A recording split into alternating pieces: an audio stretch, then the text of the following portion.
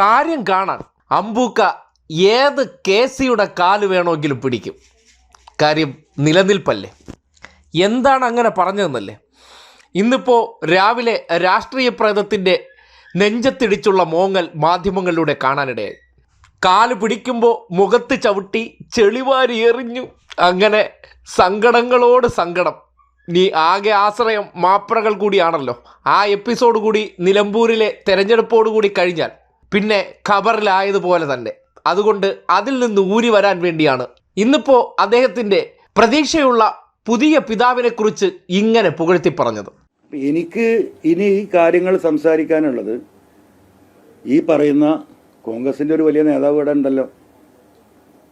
അതാരാ? K C Venugopal. എന്നൊക്കെ അറിയാം.